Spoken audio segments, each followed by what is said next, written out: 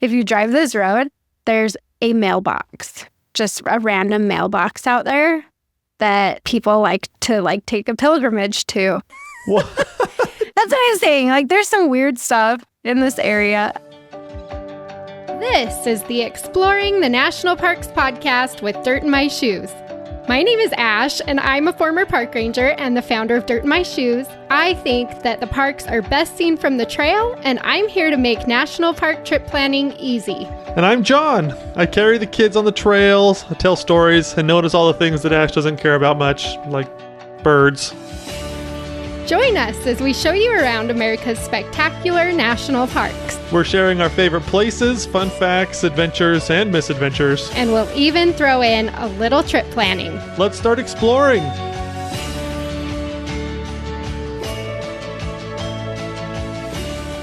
I don't know how most podcasters prep for their upcoming episodes. I think we're kind of weird, though. We don't prep together. First of all, I don't know if you guys can tell, but John kind of does his own thing. I do my own thing, and we hope that they mesh when we actually get in front of the microphone. It's not scripted, is what you're saying. Not at all. Not even a little bit. Except, so yesterday, John comes in. We're prepping for this episode. He comes into my office, and he goes, okay, we're doing this winter parks road trip, which this is a road trip that we have taken in many iterations over the years, but we typically still go to the same parks and do the same things and stuff when we do this.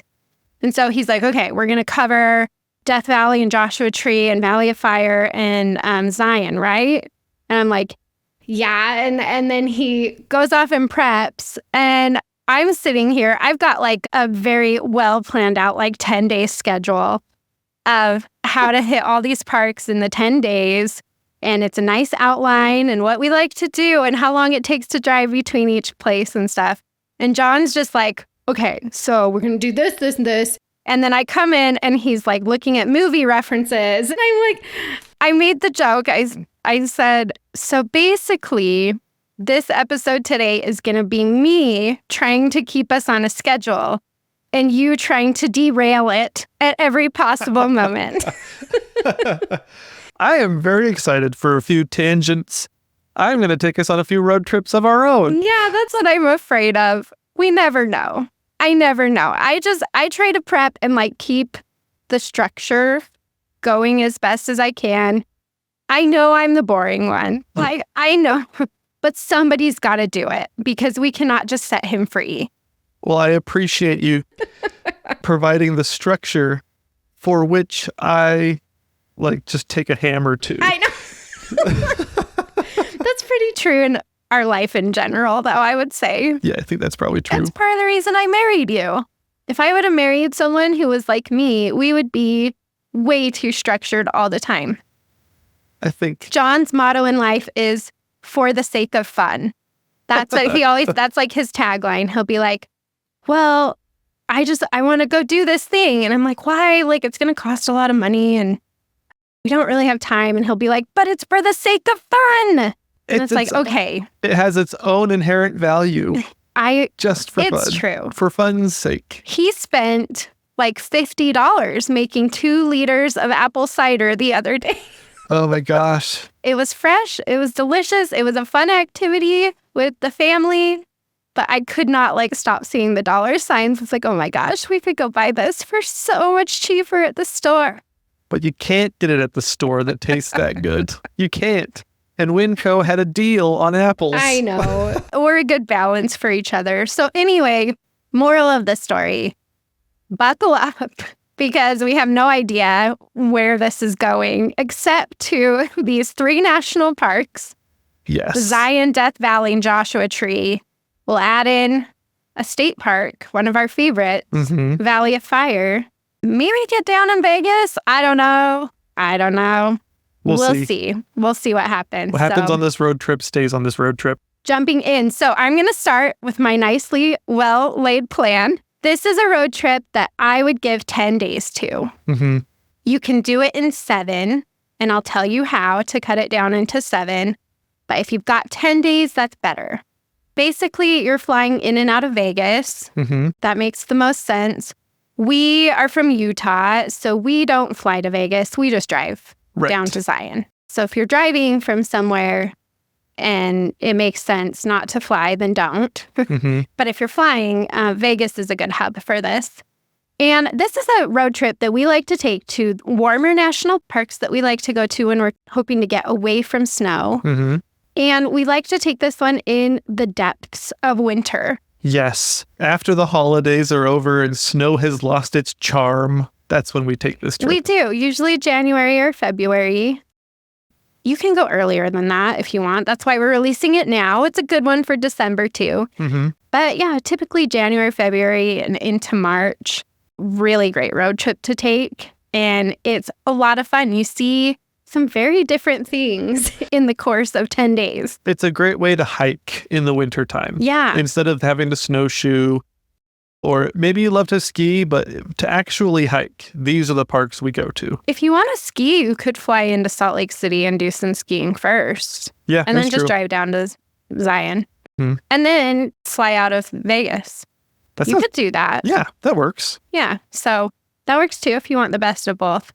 We are from Salt Lake City and don't want to ski anymore. At this point of the year. No, just kidding. We're going to ski more this year. But sometimes you just want to be warm. Yes. So fly into Vegas. Your day one is basically just getting to Vegas. And then it's about a 3-hour drive from Vegas to Springdale, which is right outside of Zion National Park. Right. So you fly into Vegas and then you're going to drive to Springdale.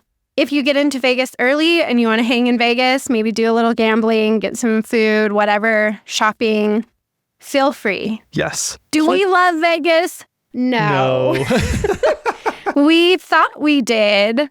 I would say, like, we drive through Vegas so much. Right. It's on our route pretty much to anywhere in Southern California. We go through Vegas a lot. This last time we took this road trip last year, we stopped in Vegas. We're like, oh, we should like stop and like go to M&M's World and stuff and take the kids because they've never tried been. really hard to love Vegas. It's dirty, man. And there's no good place to park our truck. Yeah, the parking spots were all small. We found one place and we weren't even sure if we were supposed to be there. It was sketchy. Yeah. But I just feel like even during the day, we're walking around with our kids and it's just don't look at that and like don't look at that person. They're like using drugs right on the street. Like, you know, just don't make eye contact and like don't touch anything. Don't touch any of the doors. Like don't look at me. Look at your father. Eye contact. Yes. I was so excited Let's go between the Coke place and M&M factory or whatever. It's just like I've never been that involved, like animated in a conversation with my child. Trying to distract your children from all this strange things. Yeah, exactly. It's like, how about we just hang out at the Bellagio fountains only? Yes. That's all we're going to do in Vegas. Just look at the water, okay, kid? But yes, that is very true. It's not our favorite. If you want to gamble, if you want to do that, obviously, like, plan in some time. But we didn't really plan in time for Vegas for this road trip, just for family friendliness sake. Right. It was pretty funny. The kids did like some of it, though. Yeah, they thought that, like and we paid $40 for a bag of special colored M&Ms. So there you go. Those were delicious. And then you go into like the Eiffel Tower, you know, the New York. There was some fun experiences that they had. They thought it was cool. Yeah, it's just it wasn't as cool as I remember it being. Yeah. Maybe that's how it is. That's how they're picturing it. We're remembering it when we were kids. How cool it was going to Circus, getting a 1.5-foot long hot dog, or Excalibur, which was I think what you used to do with your family. It was always Excalibur. It was like $29 for a hotel room. We'd always overnight in Excalibur. That place is not great. Yeah. Now that I'm an adult, I guess, and ooh. Your family on the way to California would stop at the Excalibur. My family would stop at Circus and get two things: giant chili dogs and shrimp cocktail. They don't even do those really anymore. You got to go to Laughlin for that. But we have a lot of experience in Vegas just from years and years of driving to see family in Southern California. So that was a good tangent, John. Yeah. Okay. So you're flying into Vegas, you're driving to Zion, which takes about 3 hours, and then you're staying in Springdale. or thereabouts, somewhere nearby. You stay in the park if you want to. And then your days 2 and 3 are in Zion National Park. Which is so great in that time of year because it's just so nice. The shuttle's not running. That's my favorite thing about it is that you can actually drive to the Temple of Sinawava and stuff. Yeah, there often is ice. The Red Rock with snow, like... I know, we promised like snow-free, but truthfully, Zion is not snow-free for a lot of the winter. You're like in your 50s-ish temperature-wise. The deeper in the canyon you go, the colder it gets. Yeah, getting up to the Temple of Sinawava, there's always like lingering ice just because it doesn't really get... The cliffs are so high, it doesn't really get sun. Right. So... But there's usually fewer crowds, and it's so nice to hike, because usually in the summertime, those Red Rock canyons are just beating hot. It's really hot, like 100-degree plus temperatures, plus 2 million of your favorite people surrounding you. Yeah. So we are winter Zion people. I think that we pretty much have just adopted, like, we'll bring a coat. We will plan on hitting some snow sometimes, but you get really nice bluebird days, and it's just so much less busy. So we love Zion in the winter. If you're giving yourself 10 days for this road trip, then you have 2 full days in Zion. So you can hike. You can still do the Narrows. A lot of people don't know this. You can still do the Narrows through the Virgin River, but you need to rent the right gear because it does get cold. Right. There's ice in the water. Yes. We've done that. We go to Zion Guru. We just rent the full suits, and then you can hike it. And you can hike in the river, and you'll stay pretty warm. And it's a totally different experience because there's not nearly as many people in there. Yeah. You get some solitude, which is really hard to come by in the Narrows. I know. We were trying to find pictures of Zion, like, during the summertime. And I had to go back, like, 8 years because it's been so long since we've been to Zion in the summer. Yeah. We'll do fall, winter, and spring. Pretty much never summer anymore. But yeah, like you can do almost, I can't think of really anything you can do in the summer that you can't really do in the wintertime. It's pretty good. When you get into the higher elevations, so when you get up on Angel's Landing and stuff, sometimes there will be lingering snow up there as well. If you're down in the valleys, though, that usually melts out pretty good. Right. So even if it does snow, a lot of times it will melt within a day.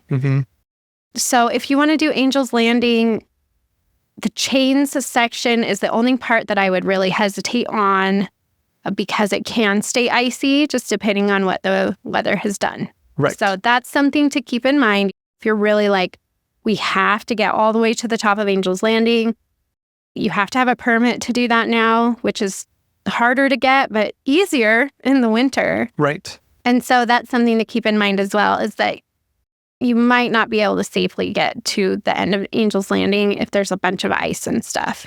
People do it. I think they're crazy. I don't know why you would do that. But you can still do Emerald Pools. You can still do the Canyon Overlook. You can still do the Parousse Trail, the secret hikes that we have in the Zion itinerary. That can be done year-round. Right. So you really can get in there and just enjoy Zion and not feel like you're surrounded by people the whole time, which is really nice. Yes, exactly. So days 2 and 3, if you need help planning your time in Zion, we've got so many resources. We have podcast episodes. We have YouTube videos. We have a full, I have 10 articles on Dirt in My Shoes for planning your time in Zion. I have a list of 50 different things you can do depending on what you like to do. Right. So if you want to hike, if you don't want to hike, if you want a scenic drive, if you have kids, if you're in a wheelchair, all of that, you can find on Dirt in My Shoes. And we have a Zion itinerary, which is just an hour-by-hour schedule of exactly what we would do if we were you. Right. So all of that is there. But plan 2 full days in Zion if you can. Great way to start the trip. It's such a great way to start the trip. It's a really good national park. So if you have less time, if you can't do 10 days on this road trip, if you only have 7, then you'll take 1 day away from your Zion day. Just 1 day in Zion and then move on. Right. That's why 10 days is nice, because you can give yourself a little bit longer in these parks. Yeah. So. I love it. So that covers days 1, 2, and 3. Day 4, we are heading out of Zion to some warmer temps. Yep. This is the point where you're really not going to hit snow anymore. Right. And that is day 4. We're going to Valley of Fire State Park in Nevada. This one is only like an hour outside of Vegas. Mm-hmm. And so it has definitely gotten more popular. Oh my gosh. Last time we were there, it was just like, where did all these people come from? So many people. But one of my favorite things along the road from Zion to Valley of Fire. I'll have you know, this is on my bullet point. Okay. But with the disclaimer, so it's about 2.5 hours to drive to Valley of Fire from Zion. Right. And so you're going to want to get an early morning start if you can to get into Valley of Fire before it gets super crazy. Right. Exactly. Unless you're John and you want to stop at the Mesquite, the Virgin River Buffet. Exactly. Oh, one of my favorite things. Okay, this road trip, today's episode is going to have a few items from Ash's side of the family and a few things from my side of the family, because we've done this route so many times in our life, heading to California or visiting family or just doing this exact road trip, that we've found a few things along the way that are so much fun. And this one is a my side of the family favorite. So you stop in Mesquite, which is in between Valley of Fire and Zion, and there's a hotel and casino there. It's called the Virgin River Hotel and Casino, and inside of it, there's a buffet called Sierra's Buffet, and it is my favorite buffet in the whole world. Oh my gosh. And Ash does not agree, and the hotel isn't that great. Even though I've told my mom, like, she wants to do family vacations, like with the whole family and get like a really big Airbnb. I was like, Mom, save like $1,000 a day and let's just all get $20 rooms at the Virgin River Hotel. And then we'll go to the breakfast buffet in the morning. And that's the perfect family reunion. And so, oh my gosh.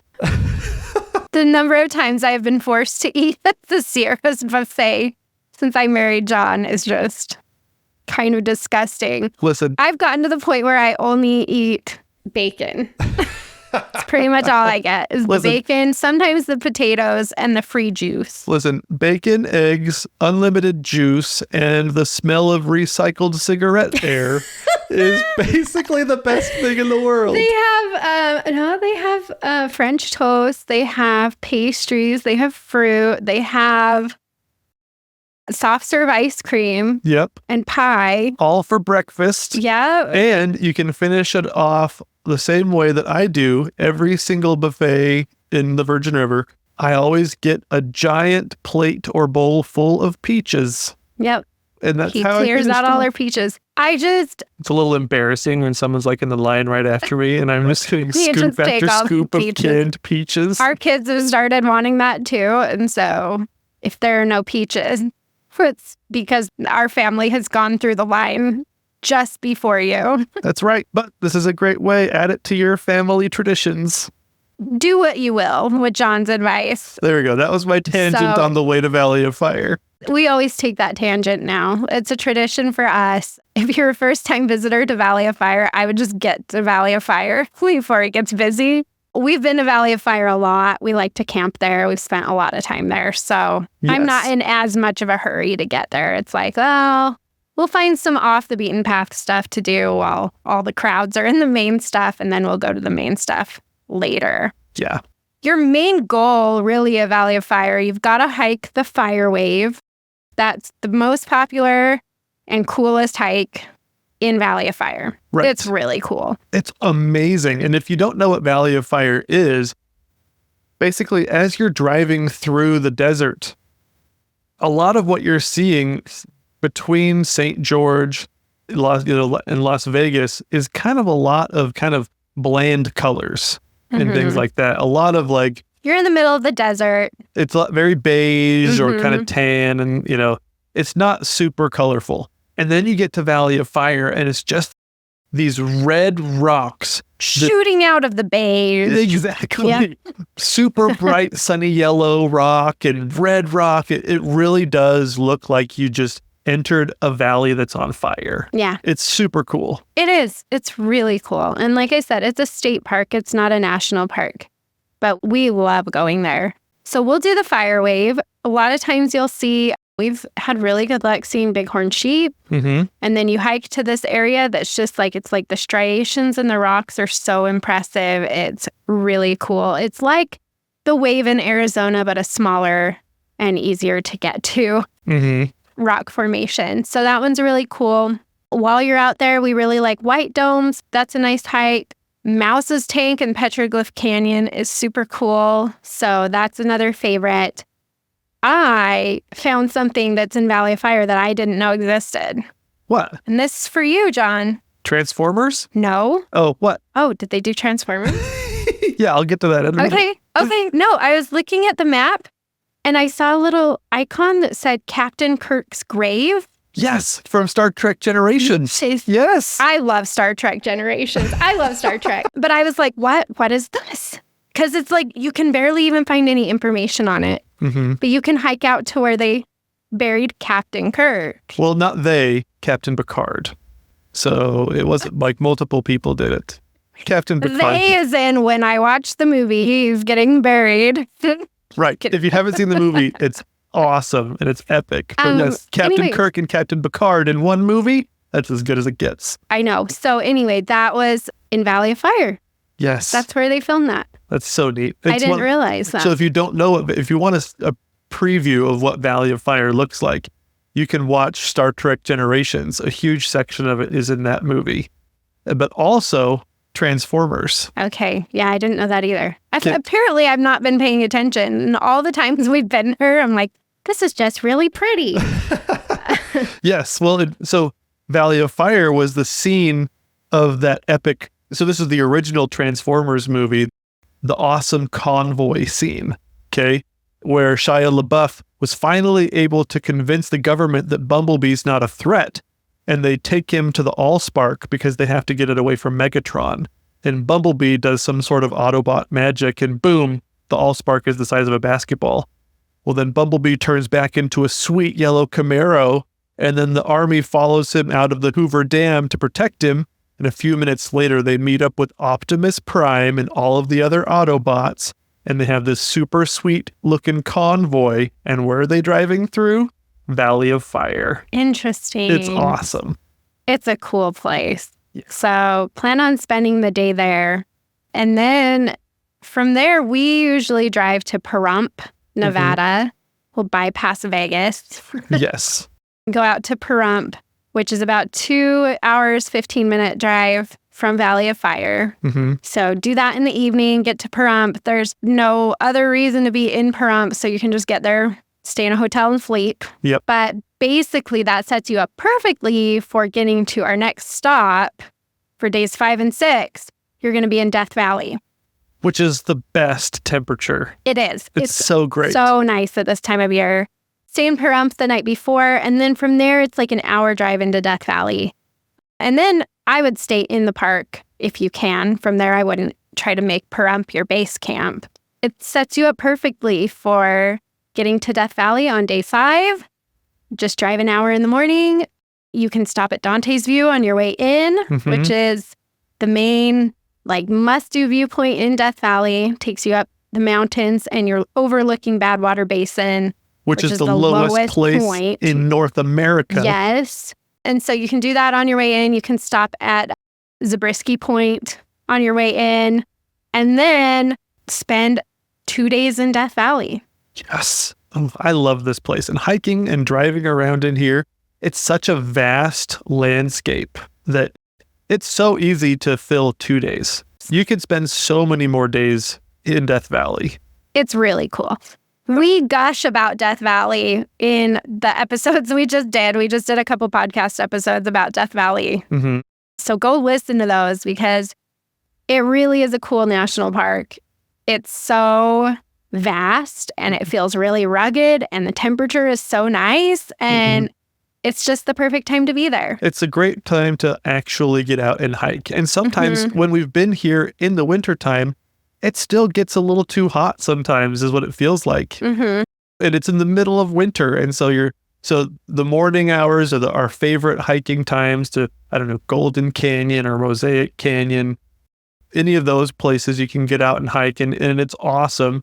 We love going to the sand dunes at sunset. Oh, that's the best time to be Golden there. hour and sunset. It's so nice. Yeah. Artist Drive, Badwater Basin. If you have a little time, you can go up to the northern part, up to Ubehebe Crater. Yep. There's a lot you can do. 2 days. Honestly, like, it surprises people, but 2 days is almost not enough. I know, especially because our boys love to play in the sand dunes for like a few hours. And so it does take up a section of the day for sure. But they're like, we've used the word vast a few times, and it really is. It's the largest national park in the contiguous United States. It's huge. And so there is a lot of drive time between sections, but then when you get to each spot, you can spend a fair amount of time exploring each area individually. I haven't said this to anyone yet, but a Death Valley itinerary is coming. Yes. So I'm really excited about that. I think I did mention in the Death Valley episodes that like I'm working on trying to figure out how many days really is like the perfect amount of time. We'll go to Death Valley and we'll just like camp out. We love Death Valley in the winter. Yes. But 2 days is a good amount of time. Days 5 and 6, you can cover a lot of ground. You can see a lot. You can get a really good taste of what Death Valley is. And like John said, it's perfect if you want to just get outside and hike. Right. And you just like want some time outside, being warm, being on the trail, experiencing something new. Right. So we love that. I think it's totally worth the 2 days. If you don't have 10 days for this road trip, if you're cutting it down to 7, then you'll also take 1 day from Death Valley. So 1 day from Zion, 1 day from Death Valley. But otherwise, you can just hang out here, spend a couple nights overnight in the park, either camping or staying in a lodge, and just exploring the hottest, driest, lowest place. I know. We didn't even mention a lot of the like 4-wheel drive roads that you can do too, which takes up a fair amount of time and can be really fun and exciting. Yeah, so, those are in the, go listen to the Exploring Death Valley episode because we talk about our favorite 4-wheel drive roads. But there's a lot you can do here. Yes. So days 5 and 6 are in Death Valley. You're staying in Death Valley. Day 7 is a really unique day. Something that I think a lot of people have never done. Probably. So our day 7, we are driving through the Mojave Preserve. We're making our way from Death Valley down to Joshua Tree National Park. So it's about 4.5 hours or so between those two national parks. Right. And our preferred way to do that is to drive through the Mojave Preserve. Right. Because it's a national park site. And so you get to cross another one off your list. And it has some really interesting things in it. It's so cool. It's tortoises. I know. They've got the best tortoises here. I found a couple of things that I didn't even know existed in the Mojave Preserve. We've driven through it a bunch. It's an interesting place. Yeah. It seems so barren. And we've camped, like we've boondocked, dry camped here. Yeah, if you need a good boondocking spot, the Mojave Preserve has a bunch. But be aware. But it's creepy. It's creepy. Because there's no one there and nobody's around you. And you're just like we'll be in our trailer and we'll just be like, are we supposed to be here? Well, it feels kind of weird. What's so funny is a lot of people. So this is the part of the road trip where the road trip can take different shape. And so, like, if you cut something out or you take a different route or you want to see something else along the way, and so you go... Anyways, this is the section that kind of is the most transitory in the way that we've done this. How you're getting from Death Valley to Joshua Tree. Right, exactly. Yeah, because sometimes we don't go through the preserve. Sometimes we'll drive around. Right. And just stay more in the populated areas. Sometimes we add in Channel Islands right here. Right. Because you're already in Southern California. You can just pop over to the coast and then come back in and go to Joshua Tree. Exactly. We actually do that pretty often because my grandma lives right by Channel Islands. Right. And so if we're right there, a lot of times we'll head over to Ventura, which is where you catch the boat to Channel Islands and spend a couple days there and then pop back into Joshua Tree. Right. You could add in Disneyland. Yeah, exactly. There's lots of different things you can do. Yeah, you could go to the beach if you want. I mean, it adds a few hours, but what's a few hours when you're already driving this far? Exactly. And so I thought before we explore Mojave a little bit, I wanted to point out a few things that we have found that we really enjoyed through these different variations. Okay. First thing, coming out of Vegas, going this direction, that's where we found our favorite billboard of all time. Do you remember what it was? No. So the South Point Hotel and Casino used to have, I think they've changed it. The Chinese food? Yes, they had a giant billboard that had in quotes, great, and then Chinese food. Yeah. We're like, I don't think that means what you think it means. It's like, great. It was great. I don't want to have, in quotes, great Chinese food. That has never been good. It's like the Friends episode where he's like doing the quotes. Exactly. Joey can't get the quotes right. Never figure out how to use them. Yeah, that's how that billboard was. Yes, exactly.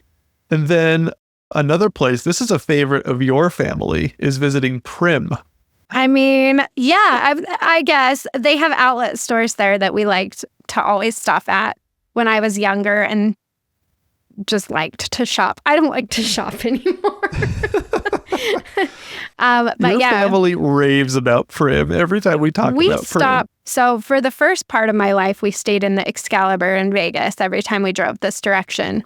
And then my dad just really got allergic to crowds, which I don't blame him. I think you get more that way in your like old age. You've developed that allergy. I have. It's a learned allergy. And so he stopped wanting to go to Vegas.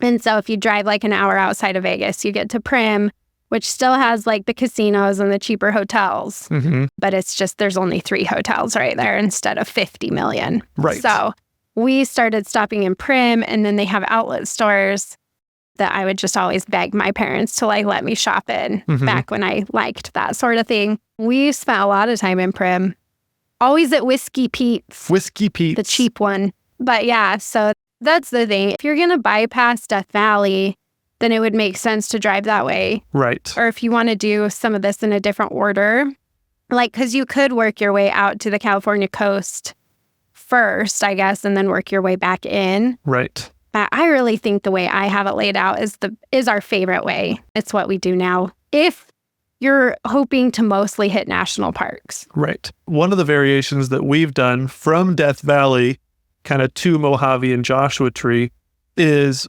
we stayed pretty late at the Mesquite Sand Dunes. And so in like the middle of the night, it felt like we drove to Ridgecrest. Yeah, we went out the west side of Death Valley and down. Instead of going through the Mojave, we stayed kind of more in the more populated areas. I can't even remember why we did that. Ridgecrest has some good hotels. Right. It's not like the nicest area, but it's an option if you want to make if you want to spend your full day in Death Valley and then like get a start on moving to the next place. If you want to cut up your drive a little bit more, you could do that. Yeah, that place, we drove there. So we left the sand dunes and then it like started raining, which was crazy. And when we got to Ridgecrest, I was like, oh my gosh, this is like the plot of Hotel California.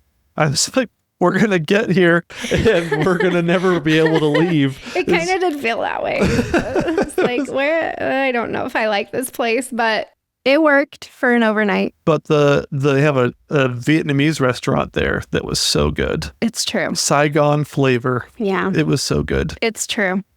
Okay. But then lots of different ways to go from here. But I think really our favorite is to go from Death Valley, just spend a couple nights there, and then that next day, just get up. You don't have to rush out because nobody goes to the Mojave Preserve, really. Right. So it's not like you're rushing to get anywhere at a good time. You're just making your way from Death Valley to Joshua Tree via the preserve. In which case, you'll go through Baker, which has the tallest thermometer in the world. And you can get fresh alien jerky. Yeah. So those are some variations and some stops. But yeah, Baker is a great spot. So many options.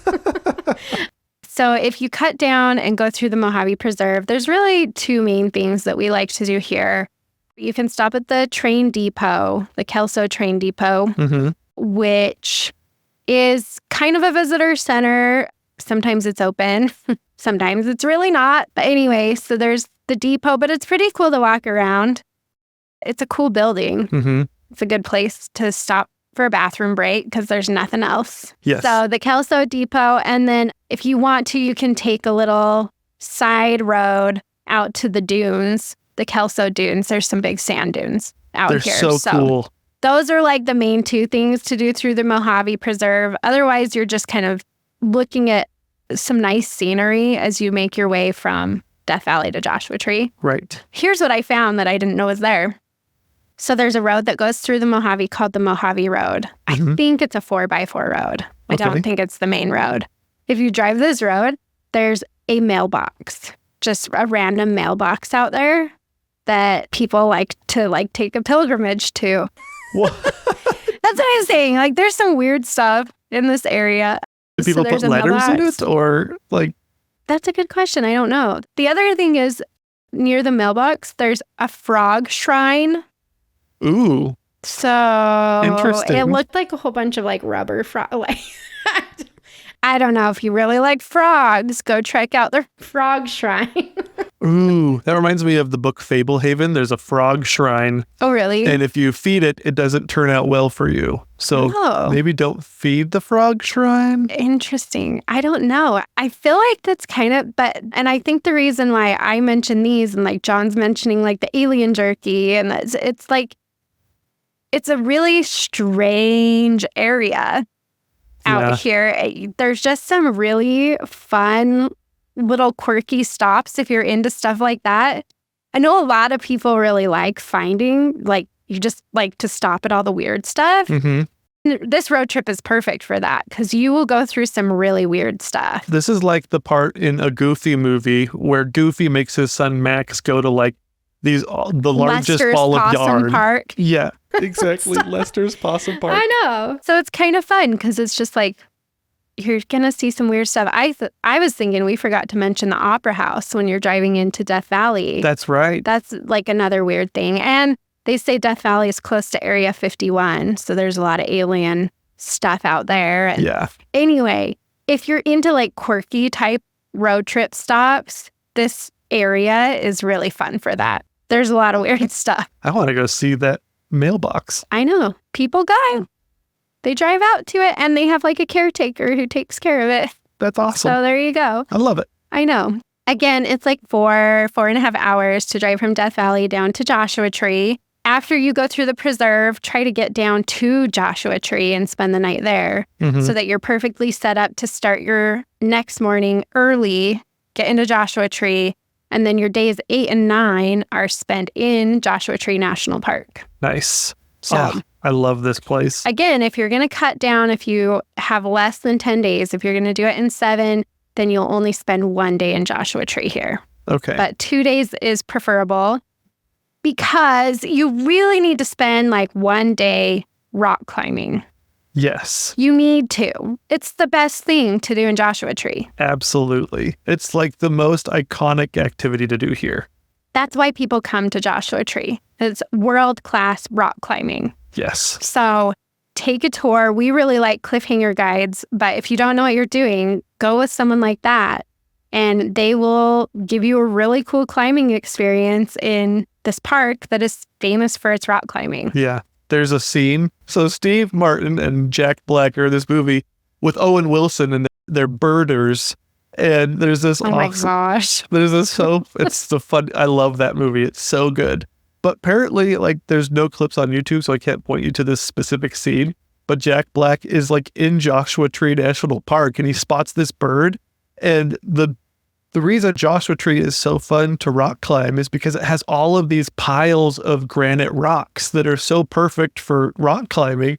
And he spots this bird while standing on these rock piles, and he gets so excited. He pulls out his camera, but he loses his footing and just tumbles down the rocks.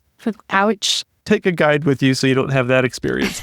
But it's so good. Yeah, I love our rock climbing experiences that we've had there. It's and it does so take fun. At least half a day, and a lot of these guides will do half days or full days. And so you can kind of plan out your day, your trip that way. And they'll take any age too. That's what's cool, is like you can, if you have little kids, they will still take them rock climbing and find like something that's good for them to, just a little pitch for them to go up and down. Or if you're really old, like Sabra at Cliffhanger, she was telling me that they've had people that are like 95 years old come rock climbing with them, and they will take you, and they're so knowledgeable about the park and the different routes and stuff. They'll find something that's good for you.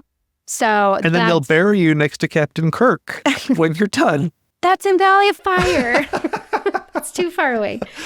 So yeah, like a full day rock climbing is not a waste of time. That's really like the best thing you could do in Joshua Tree. Right. But so if you have a day to do that, and then your day 9, you can go to Hidden Valley, which is really popular. We really like the Keys Ranch tour. That's super interesting. You can hike to Ryan Mountain. You can go to the Cholla Cactus Garden. There's a lot of cool stuff you can do. We have podcast episodes about Joshua Tree, if you want to go listen to those, if you're really interested. The Joshua Tree fun facts, like the first half of that is like probably one of my favorite episodes we've ever done. We were on a roll with our jokes. Let's just say that. There's even Jack Black in that episode too. Not himself, but we talk about him. And Ryan Lochte. So, if that matters to you. But yeah, so we have episodes. We have resources on Dirt in My Shoes for you to plan that. An itinerary is also coming for that one. So I'm really excited about that. But yeah, so we'll help you see Joshua Tree. But 2 days there is a really good amount of time. You really don't need more time than that. I will say there are some things in this area that I really love, food related. We eat really well when we're in this area. Yes. Oh my gosh. My favorite thing is date shakes. Yeah. I love date shakes. We have to put an asterisk on this because Joshua Tree is pretty close to Palm Springs. Right. And so if you're in this area, a lot of times we'll spend another day or two in Palm Springs. Or if like you're out there for Coachella or something, like there's other stuff to do nearby. The date shakes are not at Joshua Tree. They're down closer to Palm Springs. Right. There are a few different places you can get them, but our favorite is the Hadley Fruit Orchards Market. The reason I love the date shakes so much is because they taste the way that I think butterbeer should taste. It's true. They've got like a caramely flavor. Yeah. And so when we go to, I don't know, Harry Potter World or whatever, and they give you that whatever they call don't give it to you. It's like $12 for a little glass. When you barter with lots of money for your butterbeer, it doesn't taste how I want it to. And so then when I get a date shake, I'm like, this is what butterbeer is supposed to taste like. And it's good when it's mixed with like ice cream and stuff. It tastes really good. So we do love those. Yeah, so I love the date shake, but closer to Joshua Tree National Park, I love Yucca Kebab. That place, I dream about that place. And here's the thing about Joshua Tree, which we also mentioned in the other podcast episodes about Joshua Tree, is like, it's kind of hard. We haven't really found somewhere that we love staying when we're in this area. We haven't found like a great hotel. We tried a few Airbnbs and it's just like, which is why we end up staying closer to Palm Springs and stuff. Sometimes we do, yeah. The last Airbnb that we stayed in reminded me of that Bruno Mars song, Uptown Funk. Why? Why did it remind you? Okay, so here's a confession. So when he says smoother than a fresh jar of Skippy, right? I always thought that he was saying smoother than a fresh dried hippie. Smoother than a fresh dried hippie, is what I thought he was saying. And so that's kind of what our last Airbnb. A fresh dried hippie. I felt like we were kind of in a bunker. Yeah. Like a homemade one. It had like, you could see like the electrical cord on the outside of the wall. And they didn't show up in any of the pictures, in my defense. Yes. I'm usually really picky about what Airbnbs will stay in. And it just seemed unshowered a little bit. Had a little bit of a funk to it. But it was clean enough, like a fresh dried hippie is what the Airbnb kind of felt like to me. But we ate at yucca kebab, so it was okay. It's true. It made the experience so much better. But we've spent so much money at yucca kebab. It's really good. It's so good. It's really good. So, yeah. I mean, restaurant-wise and lodging-wise around Joshua Tree can be a little tricky, is the moral of the story. We still go there, and we still stay, and we're fine, and it's fine. Just expect it to be a little different, maybe a little harder to find if you're looking for a specific level of comforts and amenities. You might not really find it there unless you're willing to fork out the big bucks, because they have that Airbnb. It's like a glass house. That's in Joshua Tree. It was like, I don't know, $5,000, $6,000 a night to stay there. Oh my gosh. But it reflects the Joshua trees that are around. Anyway. That sounds pretty cool and crazy. So I mean, there's some nicer stuff for sure, but a little out of our budget. So we stay in the fresh dried hippie Airbnbs. In a very funky place. It is. You can usually find one of my other favorite things to get around here is depending on where you're driving, a lot of times you'll find some street vendors that sell giant bags of oranges. Oh, and they're so good. California oranges. So I get my date shakes, I get my yucca kebab, and I get my bag of oranges. And then we go rock climbing. Yes. So it's fun. It's fun. Go listen to the episodes if you're wanting to know more about Joshua Tree, because it definitely has a vibe. And it's definitely different than a lot of national parks you might be used to. But it's totally worth 2 days. Oh, yeah. So those are your days 8 and 9. Day 10 is just driving from Joshua Tree back to Vegas so you can catch your flight, which is about 3.5 hour drive. Right. So it's not too bad. You've made a nice little loop. You've hit 3 national parks, a national preserve, a state park, some really weird stops. Hopefully some good food along the way. Perfect winter road trip. Yes, exactly. So along the lines of like favorite family road trip vibes, we're going for vibes. For your task today, I want to know, what was one of your like odd family road trip items? Like, what's something that your family or you now include in your family road trip to a specific location or whatever that nobody else thinks is cool, but that you think is cool? I know. I'm just realizing we touched on some really weird stuff. John's gross buffet that he always makes me eat at, the outlet stores in the middle of the desert that I always used to shop at, stuff like that. Like, do you have a hard time turning down those weird, quirky stops? Like, where do you stop? What do you like to do? Let's get a list going. On the Dirt in My Shoes Facebook or Instagram page, we'll have a specific post. Go add in one of your favorite stops when you road trip. We would love to just kind of see if you guys are as weird as we are. Right. It doesn't have to be along this route. Right. Just anywhere. Anywhere in the country. What do you always have to do on a road trip? Yes. I'm excited. I think this would be fun. I think we're going to get a lot of things. We're recreating the Goofy movie road trip. It's like the giant ball of yarn, or like they have like a colored Stonehenge. Right. Or like the car Stonehenge. I don't know. Where is that? People stop places like that, right? You guys stop places like that, right? Share your favorites. Stuff like the mailbox or the frog shrine. Yes. The alien jerky or the giant thermometer. Where do you stop? What do you like to see when you road trip? This will be a fun one to see. Okay, you guys. Thank you so much for being here. We are always so grateful that you're here. We've gotten some great reviews too the past few days. You guys are the best. We read them all. We can't respond, but we read them all. We appreciate you so much. If you're enjoying the podcast, please go and leave a 5-star review on the platform that you're using. We have it on Spotify. We have it on YouTube. We have it on Apple. Those are the main ones. Get in there. Leave us a review. Let us know what you think. We love hearing from you. Thank you so much. And go and get some dirt in your shoes.